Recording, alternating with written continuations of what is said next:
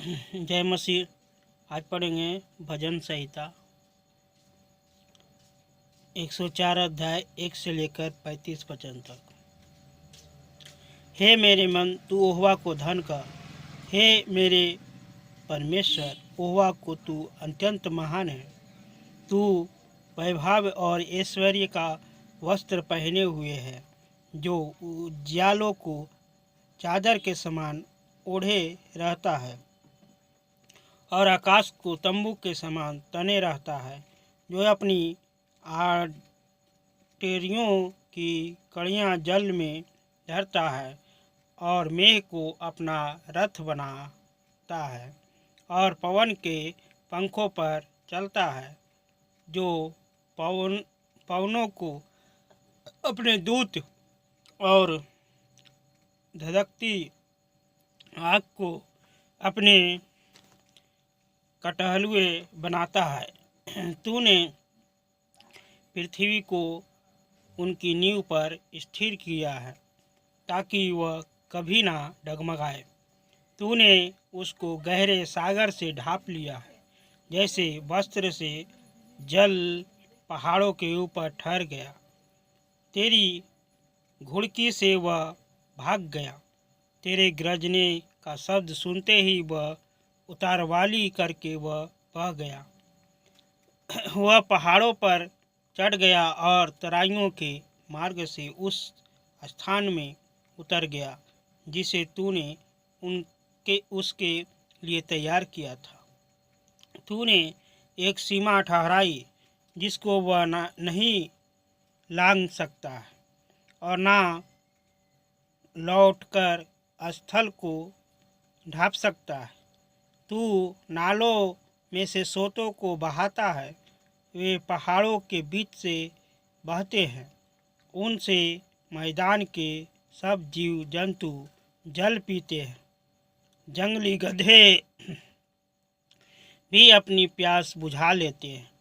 उसके पास आकाश के पक्षी बसेरा करते हैं और डालियाँ के बीच में से बोलते हैं।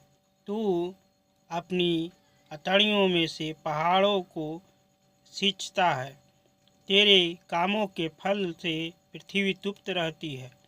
तू पशुओं के लिए घास और मनुष्य के काम के लिए अन्न आदि उपजाता है, और इस रीति भूमि से वह भोजन वस्तु उत्पन्न करता है और दाख मधु जिससे मनुष्य का मन आनंदित होता है, और तेल जिससे उसका मुख चमकता है, और अंतर जिससे वह संभाला जाता है। यहोवा के वृक्ष तृप्त रहते हैं, अर्थात लाबलोन के देवदार जो उसी के लगाए हुए है।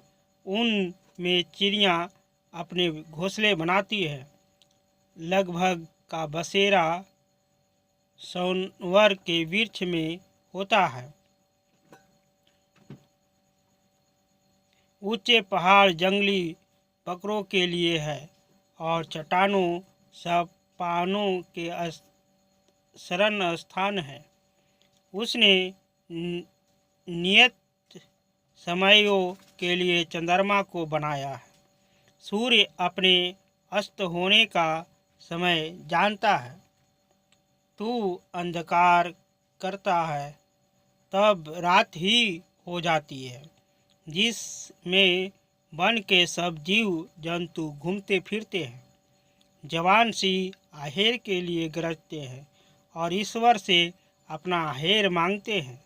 सूर्य उदय होते ही वे चले जाते हैं और अपनी मांदों में जा बैठता है। तब मनुष्य अपने काम के लिए और संध्या तक परिश्रम करने के लिए निकलता है। हे यहोवा, तेरे काम अनगिनत है। उन सब वस्तुओं को तूने बुद्धि से बनाया है। पृथ्वी तेरी संपत्ति से परिपूर्ण है। इसी प्रकार समुद्र बड़ा और बहुत ही चौड़ा है, और उसके अनगिनत जलचर जीव जंतु क्या छोटे क्या बड़े भरे पड़े हैं। उसमें जहाज भी आते जाते हैं, और लेबलेन भी जिससे तूने वहाँ खोलने के लिए बनाया। इन सब को तेरा ही सहारा है कि तू उसका आहार समय पर दिया करे।